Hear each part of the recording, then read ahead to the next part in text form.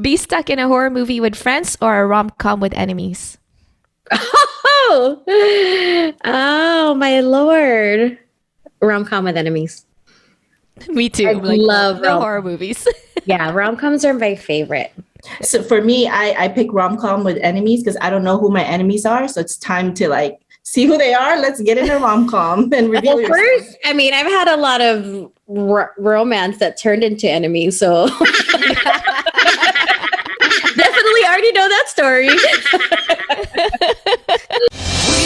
are heroes and dreamers. We are restless believers, stronger than ever. Never say never. Don't look back now. Don't look back now. Oh, I also have one more thing about Meg, just to add. So Meg and I used to be enemies. Or Finding our place and running the race. We'll take our chance and seize the moment. Hold on tight and don't let go of all your hopes and dreams that light the way. Ladies and gentlemen, it's a wrap! Welcome to our All Abroad podcast with our second guest that we're going to be interviewing for this season. I am so excited to chat with Roslynn Alba Cobarrubias because as I've been learning more about her, she is really reminding me of my childhood VJ and DJ dreams. Growing up in the Philippines, the two main staple channels in my living room was MTV and VH1, and I was always hooked on TV. Every time there's a top 10, I'm always singing and dancing along with the hits. And I was always thinking the DJs and the VJs have the coolest jobs, and it would be so fun to do that someday. Well, today we are going to meet someone who has done even more than that in the music industry. And what I love about her is that she's living life fully and loving life just 5 feet above the ground. So yes, she is a really fun-sized firecracker.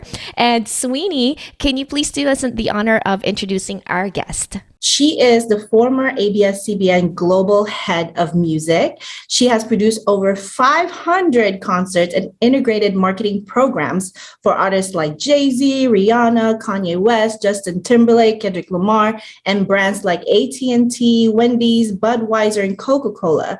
Roslynn has been featured in Billboard Magazine's 30 Under 30, The Source Magazine Power 30 with the likes of Diddy, Russell Simmons, and most recently Forbes magazine and the Filipino channel. As the first person hired for marketing at MySpace.com, you guys remember that? She helped not only launch the first music social network with the founders, but spent nearly a decade there, helping it to become the #1 website in the world with over 200 million subscribers as a globally known brand. Working on launches for MySpace UK, MySpace Mexico, and MySpace Latino, she is also a serial entrepreneur originally from Walnut, California. Whoop, whoop. A marketing advisor and dot connector, that's my favorite, dot connector for brands and founder of Ross Marketing.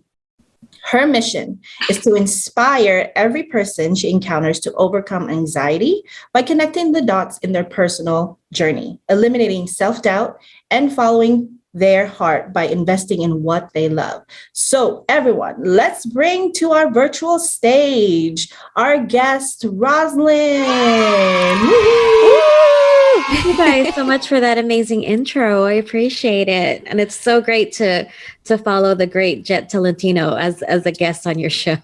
Yes, we had fun with him for sure. Yeah, it was so fun. And we're excited to have fun with you today, too.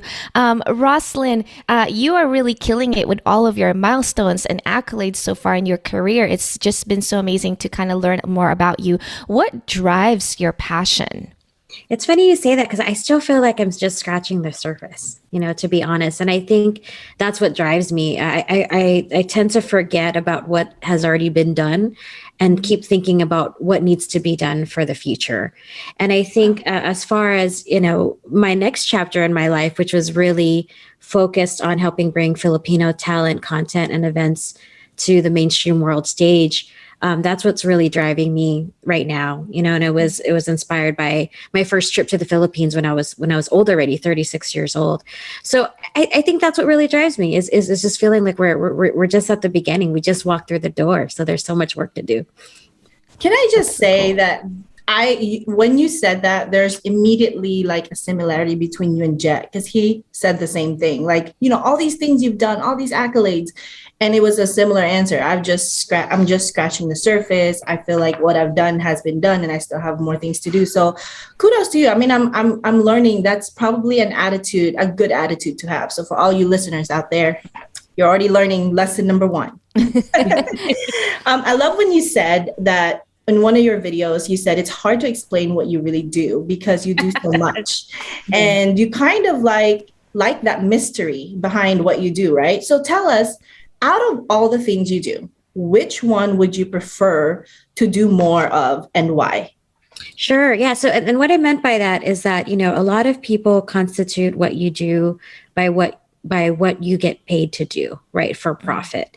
And I don't think, when I was younger, I used to think that. I used to get really disappointed when I didn't get the right job that was paying me to do what I loved. And I always had to go home to my mom and tell her about my internship that I was so excited about. And she would say, well, how much are you getting paid? And I would say, nothing, but I'm doing what I love, right? So I think now what I love to do the most is not necessarily what I do to, pay for the bills or to the vacations, etc. But it's really about connecting people and seeing something magical happen or helping them along their way and complete their goals. And I'll explain a little bit.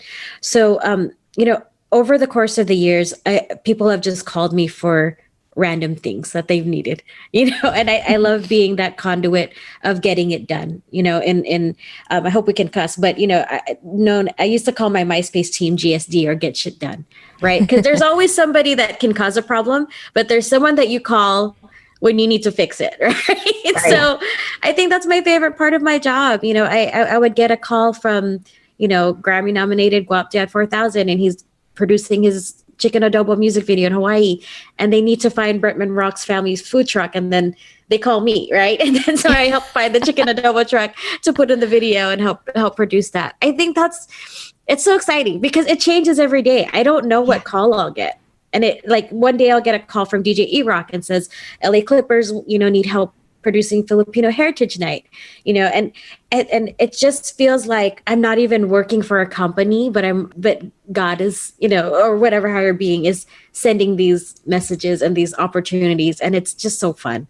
So it's not necessarily what I get paid to do, but it's what I love to do. It's sometimes I connect the dots and there's no financial gain. Sometimes there is, but that in general, just making things happen, connecting the dots, connecting people, even introducing two people at an event and then find out that they recorded a song together. Like that makes me so excited, Yeah. It's like a scavenger hunt. I just think about it's like every day you don't know what's going to come into your table. And now you're like, find this, find that. And you're on to a scavenger hunt to connect the two things that need help. It's just amazing. It's really awesome. Yeah, exactly. You said it. I was a young gamer when I was younger. So I would play Legends of Zelda or, Tomb Raider, where in order to get to the next place, you had to talk to somebody in the video game, right? Mm-hmm. And I feel like life is like that. Yep. And if you're not paying attention, you'll miss a lot of that. If you don't, if you say no to the invitation that you wanted to go to, or you don't pick up that call, you might be missing a important next step in your journey. So I definitely believe it's a scavenger hunt of life. And a follow-up question to that, actually, because I think there's probably a lot of people out there too that connect the dots for other people, and maybe they don't know how to monetize that. How do you separate the two? How do you monetize some things and not monetize some things, just on the business mind, on the business level?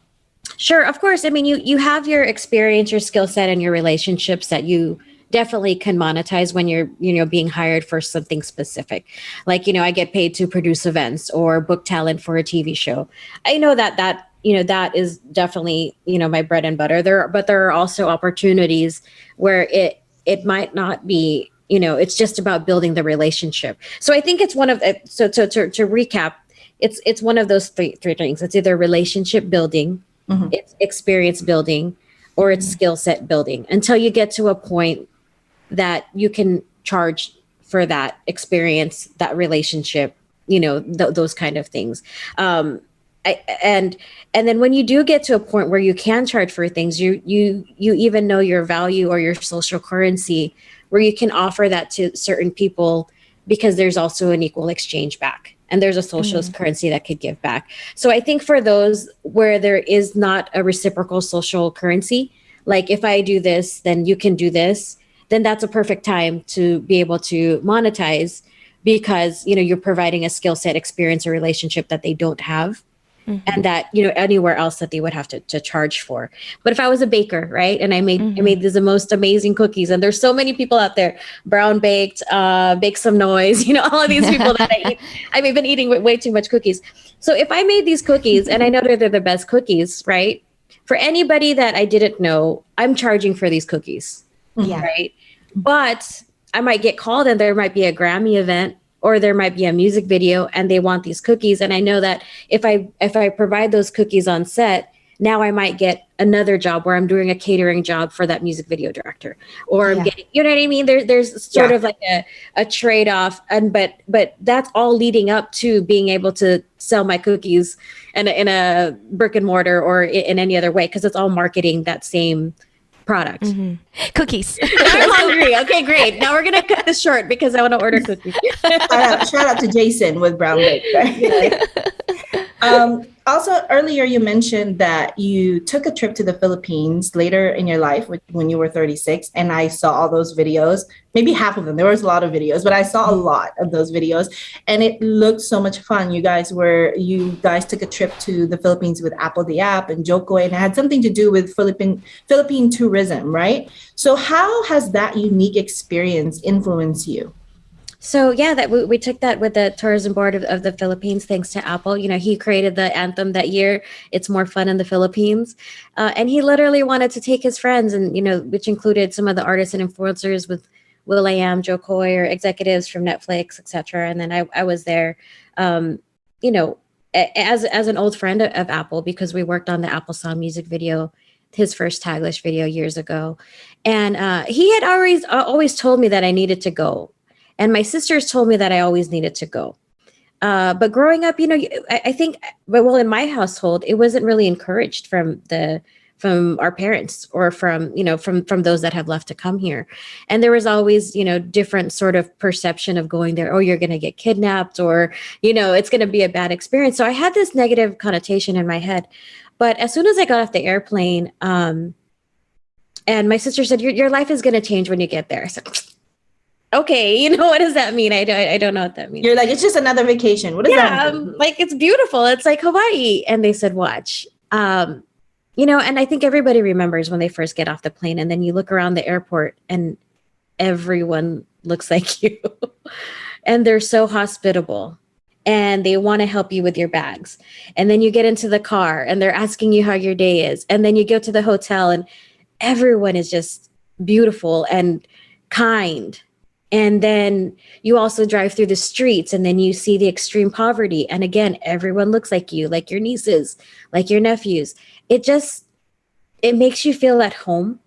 And my only regret is not going when I was younger, to experience this sooner or later. But that experience specifically with Apple, because Apple is multi-Grammy, multi-platinum, doesn't have to even go back if he didn't want to. But he really built schools in the Philippines.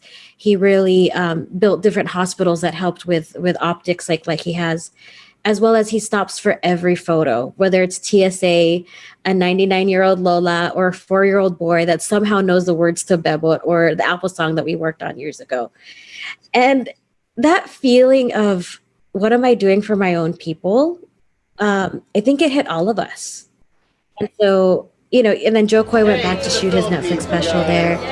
Cassie was there. Leanne V does a lot for the community. And for myself, I had worked in the music industry for over 20 years, but I could only name a couple of people, whether it was Bruno Mars or Joe, that we had featured on the site. So I really said, okay, the next chapter of my life is going to, if anything, create more Apple the apps, so that when they walk down the street, how happy that they get. We might not be able to eradicate poverty, but we can bring a smile to people's faces through entertainment, through films, through events, all of that. And that's my little chapter in what I can do.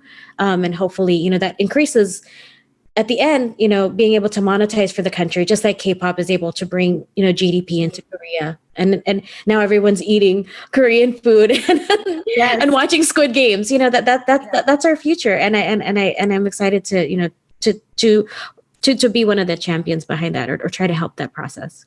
Can I just also add and attest to Apple the apps, like being able to work with the community? I actually worked with him, I want to say 10 years ago. We did a Filipino American History Month in Carson, and we invited him and his foundation with Ted Benito to come and judge a talent contest. And it was mostly Filipino high school students. Mm-hmm. And like, no hesitation, he was there, he judged, he was talking to the students. So I thought that was really amazing. And actually that event we did actually ended up winning an award in the shopping industry, because I'm in the shopping industry. So it won an award because the value of him coming was greater than, the expenses we had to like spend to do this event. So I can attest that Apple really has that heart. The amount that he gives back to the community worldwide it's unmeasurable. I can't count on how many hands, how many stories I've heard like that. But yeah, definitely an example of where we want to, pace our way and navigate through this process. Yeah.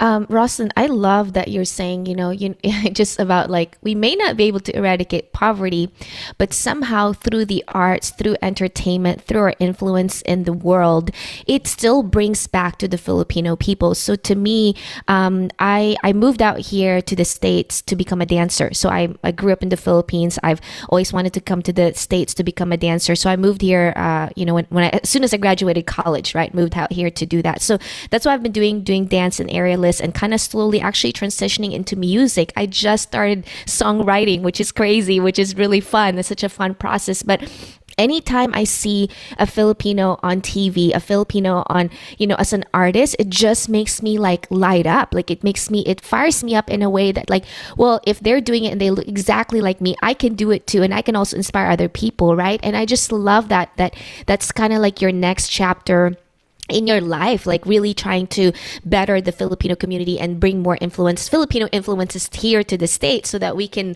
people can be more, what do you call that? Oh my gosh, I can't find the word. Open to Filipino culture, exposed. That's the word I'm thinking of. Exposed to the Filipino culture. With the work that you're doing, what are the specific challenges that you've faced when you are trying to either connect the dots or bring Filipinos forward more in the music industry? What are those challenges that you face on a day-to-day basis? I think what you said is exactly on point, and I could tell you're a dancer. You're a B-girl at heart, and so am I. I love it. I tried to be girl. I grew up dancing ballet, so hip hop was later in my life, but I love hip hop. You have the dancer swag, anyways. You got rhythm. Ballet starts with a B too, so you're still a B girl. It's true. I am a B girl. That's true. I think that the biggest challenge is like you said, you love seeing people that look like you and doing that, and it leads you to feeling that you could. But to be honest, in comparison to mainstream and the millions of different streaming platforms and movies there are, there's a lack of opportunity for us. More now than before.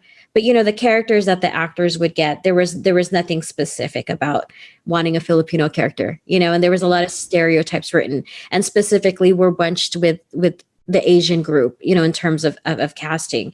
So I think, and also there's a lack of education of what it means to be Filipino. Do we speak the language? Is our music in English? All of these different things that were, again, it's just a lack of education and a lack of experience, because in the United States, if you're not Filipino, and we think it's normal because we are Filipino, we're like, you guys don't know Olivia Rodrigo and Bruno Mars is Filipino? And they're like, no. And so we're like, wait, we know. But there's just a process of people, understanding what comes with that. And I think with more visibility equals more credibility, and more credibility equals more opportunity. So for me, I've walked into different radio stations or TV casting agents, and they were surprised at the amount of talent that we've had. And just not knowing of who already was Filipino and what value that brings to it. You're going to get a sold out arena for Bruno Mars. But if you look in the crowd, that's probably like 60% Filipino in most cities, right? So there's a value there, not just in the talent, but also on the expendable power of our community that's not really talked about. And so that's part of my challenge is having to like explain what it means to be Filipino while also still discovering for myself what it means to be Filipino. And I went through my own challenges, not being able to speak the language, not being born there, some of my own insecurities, but at the same time explaining to mainstream, whether it's casting agents, record labels, or managers, of what it means to, give a Filipino an opportunity. Yeah. I guess going back to like what you're saying there, like it's like for your personal story with like how you also struggled with not being born in the Philippines, not being able to speak the language. For you, as you've been going through that journey of discovering for yourself as well, what does it mean for you to be Filipino? I think for me, for the word Filipino, I think in itself, of course, there's a lot of different meanings to what the word means in the dictionary, right? But I really think it's characteristics. I really think we're island people. I really think we're a blend of different cultures, whether it's the African tribes originating in the Philippines to the Spanish colonizations to the Americans that have come. We're just a beautiful mix of all cultures, and that's what I think being Filipino means, is being, very empathetic to all different walks of life, and being able to not just adapt, but be able to show what our culture means. It's through our blood and our heritage and our hard work and our family and our food, but most importantly, the fun that we bring to everything, like the innate, like you talk to anyone and they joke about karaoke or DJs or dance just being, ingrained in Filipino culture. But I do believe that's just in our blood, is our need and our want to not just entertain, but also make people feel special and to feel at home. And that comes from our heritage of just being so many different things all in one. Yeah, it's so fun. I love that. Just your description of how we are really empathetic, because we are just a blend, and that's why we are able to relate. We're able to adapt. I just did a commercial shoot yesterday with a bunch of Filipinos, which was really, really fun.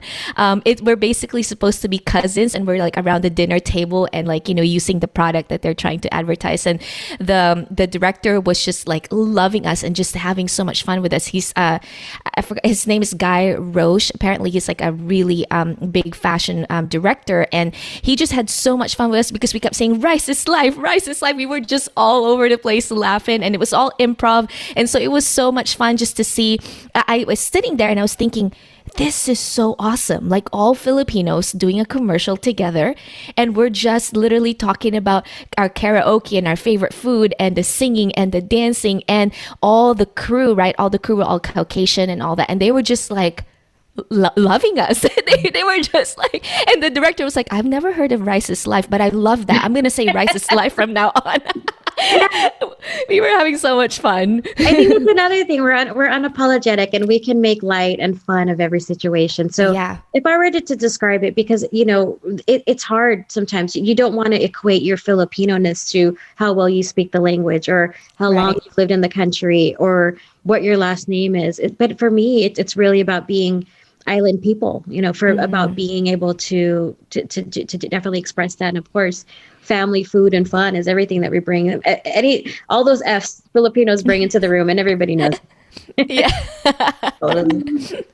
I have a question for you, Roslynn, and this is more like a selfish question because I'm doing a project, and I'm collecting and I'm gathering data from people on what makes what makes you a person someone wants to work with? If you had to step outside of yourself and kind of put yourself in the shoes of the other people that's like trying to work with you, what is it about you that people gravitate towards and want to work with? Wow. It's always hard, right? When you have to answer questions like that for yourself. But thank you. You're like, what is good about you?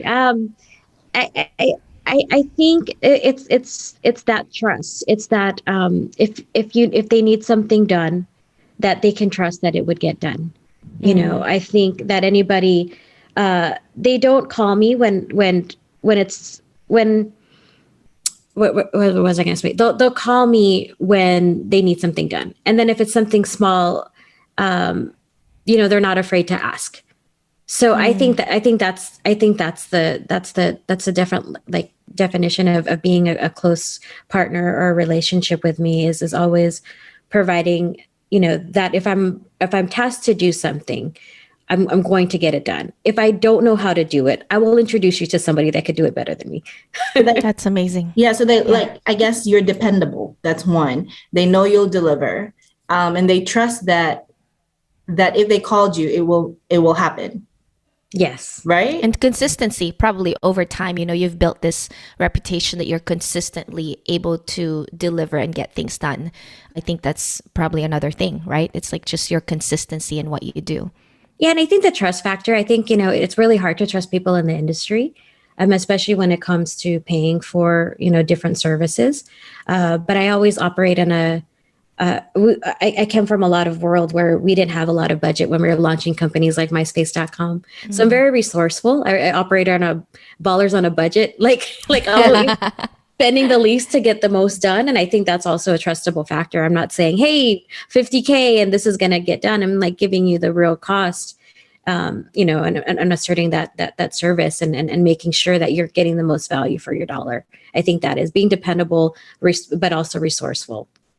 I love it. I love it. So speaking of the industry, you've worked with so many talented people in the industry from music artists to like Chef Val. I was there when you did the event with Chef Val at Yamashiro.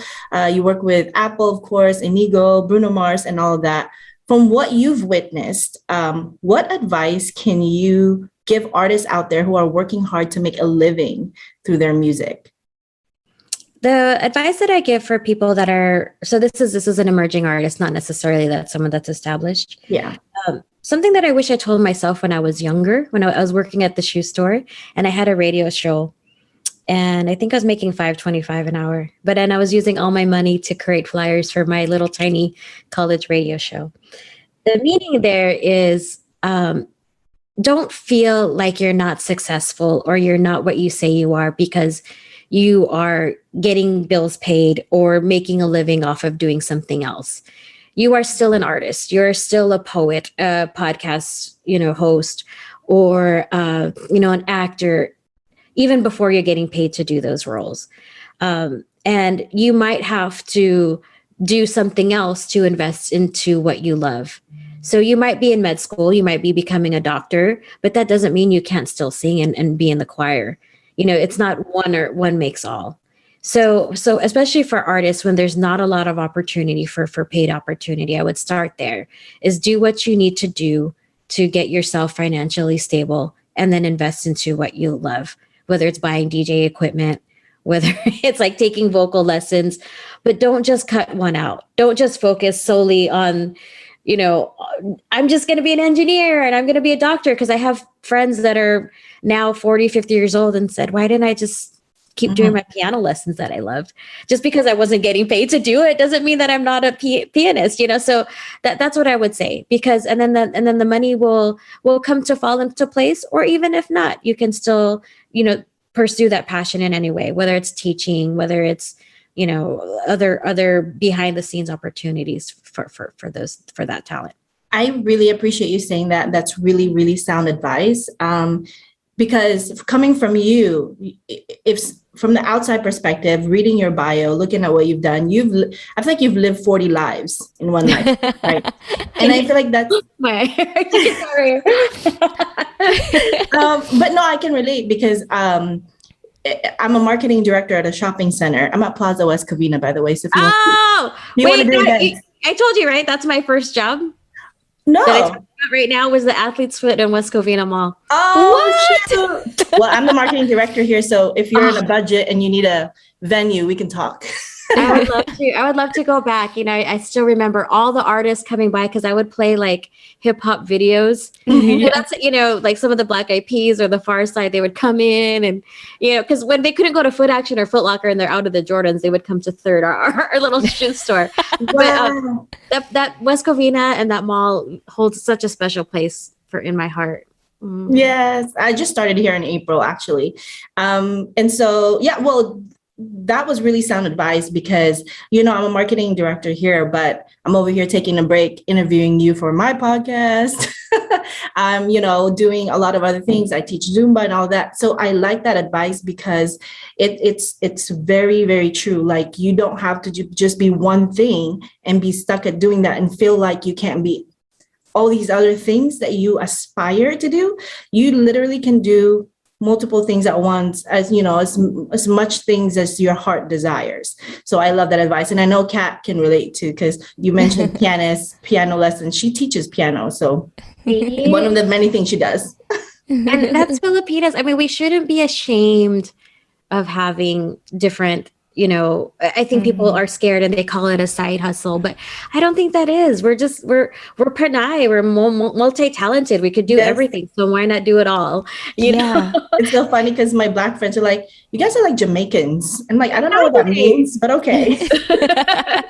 Exactly. But it's in the arts. You know, we have so many talents in the different arts. And, you know, I love what you're doing and just creating all of the different events and utilizing that skill set and then creating this podcast for others to be able to listen to. But even Chef Val's story, you know, we recently told it in what you said, the MYX original series called Making It in America. And it's about her being 50 years old and enrolling into culinary school and becoming a chef just for her kids. And then now becoming the executive chef at Yamashiro. Yeah. And sometimes we use our age to think that we can't do certain things and we feel depressed and we feel like there's no way out of being able to be creative, but there's so much opportunity for that. Yeah. And my heart is like filled with joy when I meet people like you and work with, you know, people that are really proud of our culture because, and like you said, it's never too late to do anything, to start something, to realize something, because I've been in the shopping center industry for 11 years now. And I started in Carson where there's a really big Filipino community. Yeah. But around that time, I felt like I was in a phase in my life where maybe I was trying to be more Americanized, if that makes sense. And then eventually I realized that, you know, now I'm in the, like, I want the Filipino culture to be out there. Like now I'm in that phase and I'm like listening to OPM songs in my car and I'm like, who am I, you know?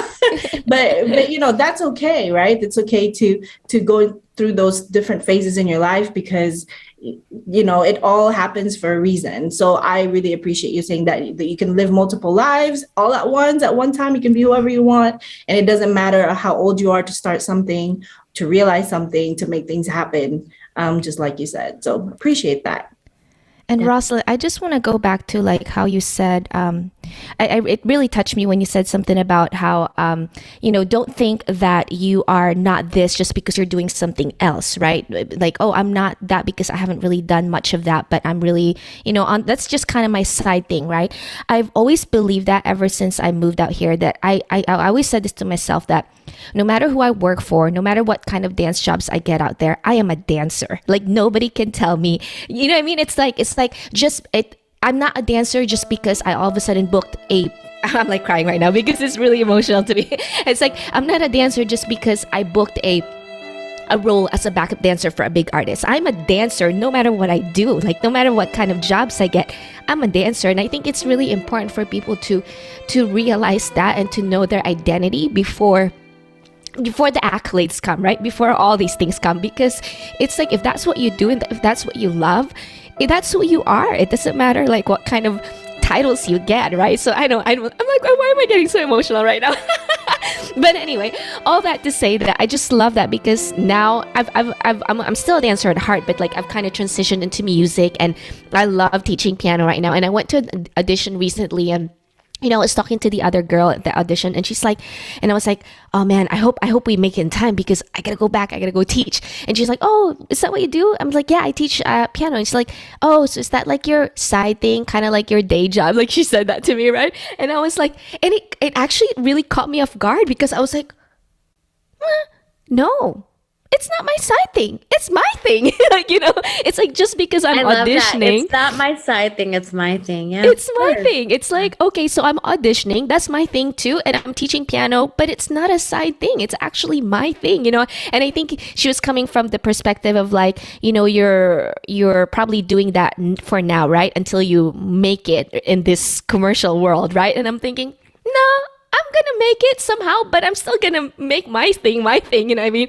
So it's just really a good reminder when you said that, like, it's not your side hustle, it's your thing, and it's what you love to do while you're also pursuing other things. So thank you for that reminder, because it really just, again, I'm emotional because it brings me to tears of how I feel like we all need to really believe in what we do, instead of just like waiting for the big thing to happen and then for us to believe that because finally we got this big thing, because it's not the big thing that makes us who we are. So I just want to also ask, like with performers nowadays, with artists, there's so many different avenues to share your music to the world, from Pandora, Spotify, all these things, and the smaller ones, well, not smaller ones, but maybe just not as popular, like Deezer and Bandcamp. What would you say is the main thing that you would recommend to artists who are emerging as far as platforms? What would you say they should look into or use? Yeah, so I would think if I'm an emerging artist and I'm not signed to a label, I would look to for distribution, whether it's a DistroKid or a TuneCore, which will get your music on all of those different platforms that you mentioned. There's specific platforms that are built for certain areas, like Deezer's more for Latin America. There's a high Spotify usage throughout the world, especially in Asia. But yeah, if you can do it yourself. I think it costs like $7 to get a song up, and it'll get it in all the right places: iTunes, Apple Music, Amazon. It's so easy nowadays. You don't need a label. You don't need any of that.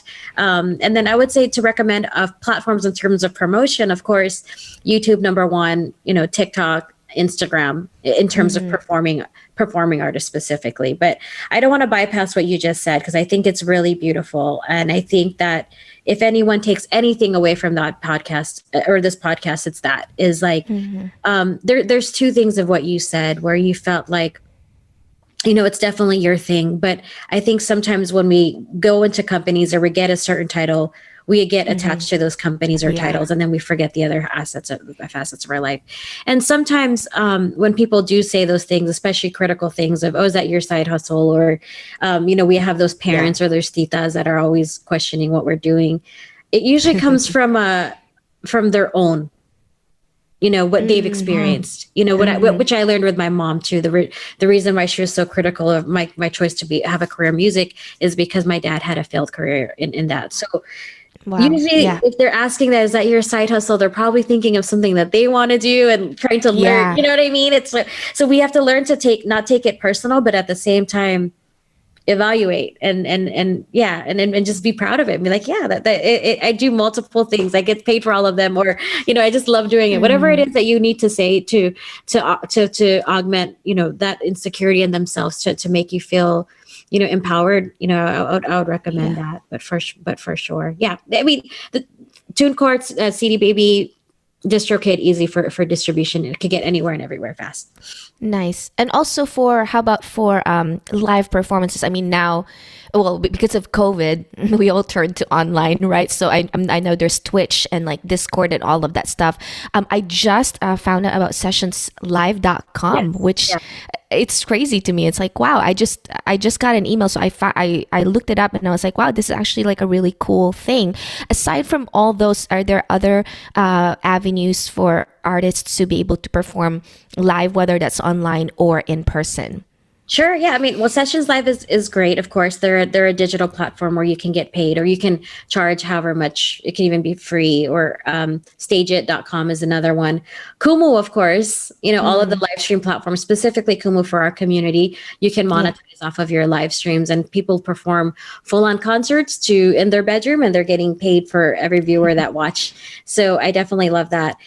There are smaller groups, when it comes to performing, it always start locally, if you just think of the Black Eyed Peas in general and Apple, they performed first at, SEPA events or community events, and then they started booking small nightclubs and then opening spots. So there's always those opportunities. There's groups like So Far Sounds that do these where you can sign up online and perform live at an event. Or colleges where they're always looking for new artists to perform. And then I would say document all of those performances, put it up on a YouTube, put it on a TikTok and Instagram, and make sure it's out there in the world in a professional quality. And you'll see the amount of opportunities that come from that, just by having an archive of it. I want to add to that too, just being on the other side, when I do events and we invite performers, you come and perform in small settings or whatever it is, but do a good job with customer service, right? Be a really nice person to work with so they'd invite you again and again. Be on time. Be on time, especially for us, we're we're known for our Filipino time, but I mean, and sometimes those small performances go big. I love Bailey when she killed it, performing that Bebo at the, I think that was your event as well. So treat I've seen a lot of artists, and I don't want to bring it back to Apple again, or any of these, Inigo's another one of them. There might be 5 people in the room, but they treat it like it's a packed arena. And I love that, because the people watching, you never know who's watching. It's really the quality of the people that are watching versus the quantity. You can have 1,000 people, and it could be different than performing for a room for 3 people and 2 of them are talent bookers. You never know. Yeah. And when you said document it, it doesn't matter. There's 5 people in the room. Document it anyway. You can use that content later. So I love it. I always tell people, there's not a lot of people, just do the straight shot where it's just the stage. You don't have to show the crowd. But if there is a crowd, then turn it sideways to show the crowd, because that's definitely important as well. Put the camera right over the heads of the 5 heads. Camera tricks. Tell them to put their hands up. And then, but the opposite too, when you perform for huge crowds, I always, we did it with AJ Raphael at 626 Night Market, turn the camera around, have the audience put their hands up to show people how many people are in that crowd. Because then now you can take that, wow, all those people came out for them. But if there's no documentation of how many people were there, it's hard for people that are booking to understand the magnitude of. Right. And don't be afraid to instruct the crowd, right? On 3, everyone put your hands up. Yeah, exactly what we did. That's exactly what we did. Awesome. So, sorry, Kat, do you have another question, right? Oh, no, go for it. Okay. So, for someone who's multi-talented as you and has so much experience already, how do you keep yourself sharp? So I'm still taking different courses. I go to Udemy, a lot of online classes.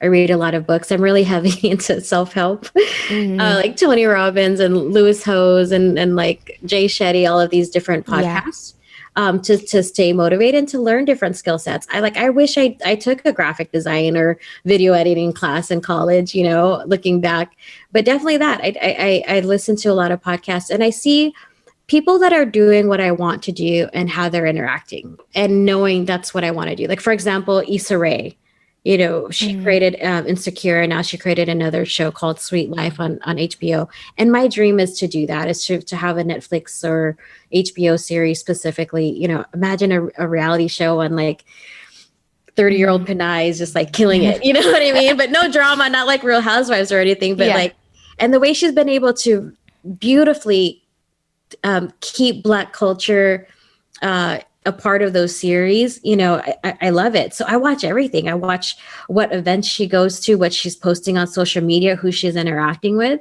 It's really great to not only have mentors, but to have visual mentors. I think Yeah. as well to teach you. Yeah. If someone invested, like, let's say I have $1 million, Rosalind, you can do whatever you want with it. What project, what artist, like, what would you do with it? Yeah, I mean, we're working on an entertainment fund right now, specifically for our community. But the first one would be to have music and food festivals.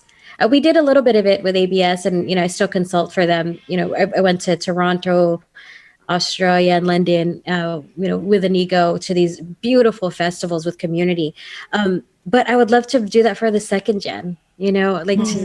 I'm going to Head in the Clouds this weekend. It's an all Asian artist festival produced by 88 Rising. But imagine like AJ Raphael, Sweetie, her, like that's what I would do. That was the first thing. And we would tour those cities that have a heavy, population, not just LA and the Bay because we're spoiled here, but Sydney, or we're having a festival in Dubai in a couple of weeks. Like those places where they have migrant Filipinos that have second and third and fourth generation, that might not have been born in the Philippines, that are still trying to figure out their identity, and to see that beautiness, to see all shades of Filipino, whether it's light skin or dark skin.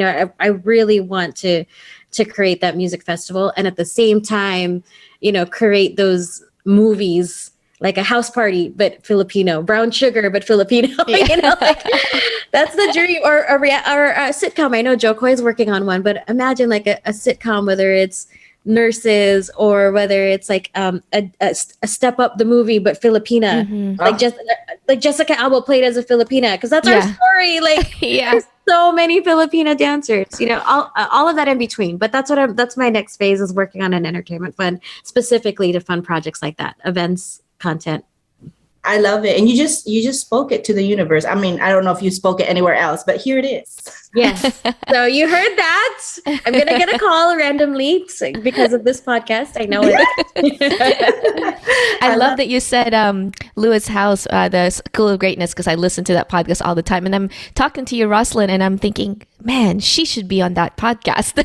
Oh, that'd be amazing. Oh, yeah. Let's take that into the universe. Yeah. I know we have similar friends, drama. I was on his podcast and they were on each other's, but yeah, that's a goal. I'll work for that. I'll work for that for sure. And Jay Shetty, another really good one. Yeah. Actually, and all those people that you mentioned, Jay Shetty and all of them, I also consume all of their content. So I'm with you, girl. Great minds think alike. I love it. Okay. Well, we want to go ahead and do a little rapid fire question with you. So just the first thing that comes to your mind, just tell us. Kat, okay. I'll start. Okay. Okay, ready, Robin? We do this all the time, but when it's myself, it's so hard. Okay. Okay.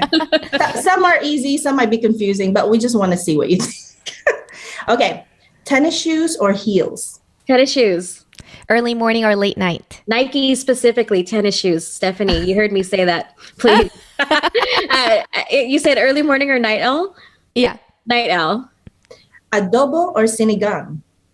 Adobo. Chicken wings adobo. Ooh, very specific. I'm going to make that today. I just ordered my wings on Instacart. Thank you. I love it. Lumpia or pancit? Depends what day. When you feel like bloated, you don't want to eat the lumpia. You eat pancit because you feel like you're eating healthier. But if I were to give to someone, lumpia. Yeah. Palawan or Boracay?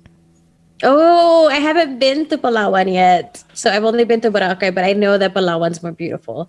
So I would say Palawan, because I'm going to speak it to the universe. All of this stuff is going to come true. Apple, what's up? Take us to Palawan. No, I know. That's the one place we didn't go. I'm like, how do we not go?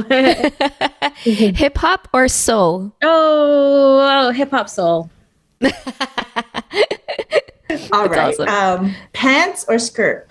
Ooh, depends on what day.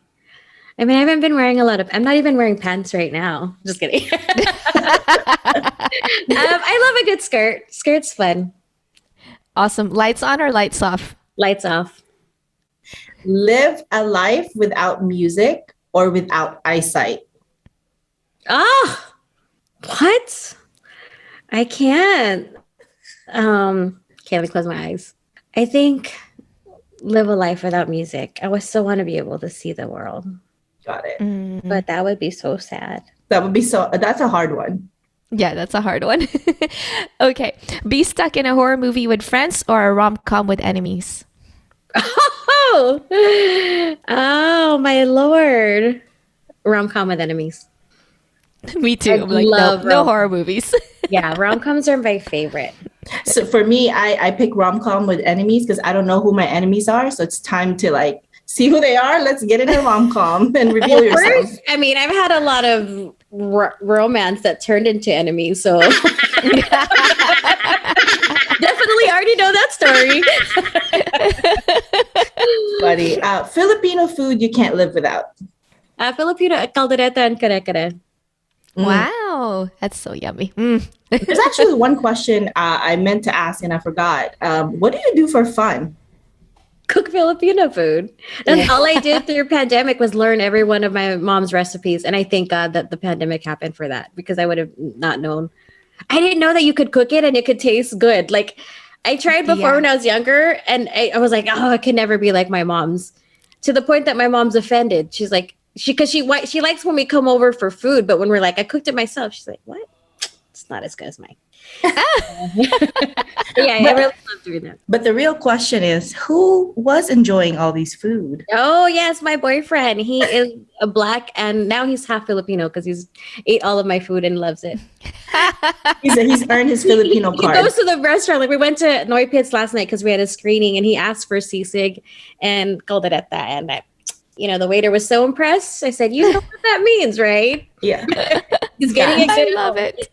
He's earned his Filipino card for sure. Okay. So lastly, before we end our podcast, what's next? What should people look out for and how could they find you online?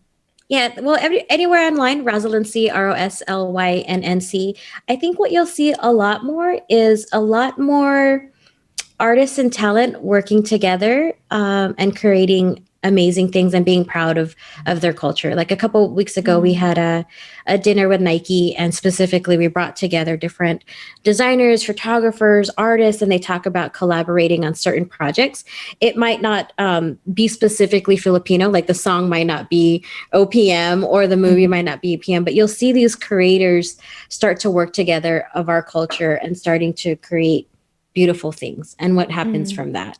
What happens when you combine the Ilmine and Guap Dad? You get a song called Chicken Adobo, or you get a portrait studio like this Nike Sorry studio came up with. Like so many amazing things are going to derive from the people of our culture and our heritage that it's going to be amazing. And then also I'm working on a consecutive dates of Filipino Heritage Nights at different arenas. So upcoming, we have an NHL for hockey, their first one, December 11th for the LA Kings, and they're playing Matt Demba, and a Filipino NHL player.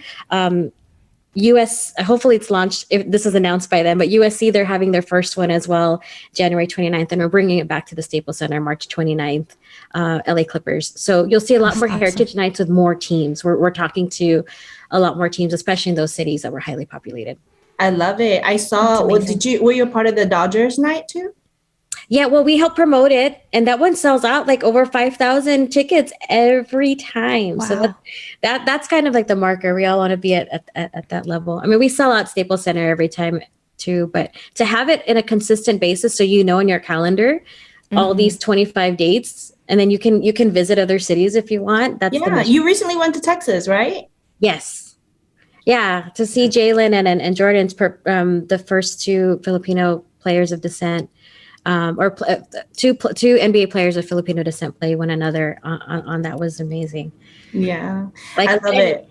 There's gonna be so many more, Yeah, I mean, I just love, I love following you. I love all the things. I feel like I'm more in tune because I follow you on Instagram. So make sure you guys follow her on Instagram. Because I see all the, people that I didn't know was half Filipino. I'm like, oh, that's, I didn't know, so. Can I tell you something funny about that too? Because I had an insecurity about it. Because remember, I come from a world where I never really talked about it. Like you said, I assimilated, especially at MySpace.com. Like I never talked about being Filipino. I got my first mean DM from someone. And I think they're Filipino that wrote it. When I showed it to somebody else, they're like, they're Filipino. Are you willing to read it? Yeah, and it really bothered me. I mean, I deleted it, and I wish I kept it, but they said, you have the worst Instagram ever. All you do is promote your own culture. And then What's her name, Karen? And then I looked at it and I was like really mad. I wrote this long message, but then I shot a video. I was actually doing Black History Month with LA Clippers, you know, and I was like, wait, I don't just do Filipino stuff. I'm here, you know, but Yeah. and then I said, you know, what if we did? What if we weren't ashamed? What if we were proud? I would love to learn about, you know, I love Black culture because of Issa Rae. I love Latino culture because of, I don't know, Chiquita. Like, why Filipinos, why are we the ones to call each other out when we're being too cultural? Wait a second. Was she Filipino? I don't know, but you know, Filipino trolls are some of the strongest trolls out there. So, I don't know who it was, but just to speak on that, and I was wondering if I should continue to post that to say, but I was like, you know what, that's fine. I want more people to be confident and to know that. Yeah. And people say they learned about Sweetie or they learned about her because of that. So we'll continue to do that. MYX is definitely the platform, you know, MYX Global, but you know, even on my personal, it's a big shock, you know, from my friends or that I used to work with, you know, usually just posting about music or hip hop or Justin Timberlake or whoever, to now get like Inigo Pascual, you know, it's like, it's new, but I love it. And I love that you get to see some of that stuff. I love that you just shared a little bit about your first hate DM, because I was just listening to the School of Greatness podcast, and Louis just literally shared something about how years ago he got like his first, you know, kind of like hate mail or whatever, right? And then, or tweet, I think it was a tweet, and then he like composed like a tweet to tweet back, and then right away his mentor called him and is like, why'd you do that? Like, why did you spend so much energy on trying to appease someone who doesn't really matter what you say? They're gonna think whatever they're gonna think about you. You know, so you talked about how like there's gonna be 25% of the people that will hate you no matter what you do, 25% will love you no matter what you do, you know, and all these other things, you know. And you're like, okay, it comes, you know, with, especially with your, you know, once it's like influence, right? As you start having more and more influence, like people are just gonna know about you, and some people are gonna hate everything you do. Yeah. So shout out to all my haters out there. I actually looked at it and it had no followers. And it was so they created a page just to send you a DM. So I was like, it was like, you know, Filipinos we're like, is it someone I know? Like, is it like, you know, who would do that? But you're right. If to not spend energy on it, but it does mean that you're doing something right. Because if you're noticing that much, okay, then you are seeing something. So you're right. Yeah, I want to listen to that podcast for sure. Yeah, it's a good one. Well, Roslynn, thank you so much for spending this hour with us. We can't wait to put this out there, because this episode literally is full of gems, and from a boss lady like yourself. And even though we welcome all listeners and watchers on YouTube and listeners on our podcast, it's always good to have, you know, girl power. Look at this. So, Pinay excellence. Yeah. Yes. I love that you said Pinay excellence, because I was just going to say, I know you're familiar with the Black culture too, and they have the, you know, the Black girl magic, and like, we need something for Pinay. So definitely Pinay excellence. Hi, I'm Roslynn Alba Cobarrubias, and you're listening to All Abroad podcast with the beautiful Sweeney and Kat. We are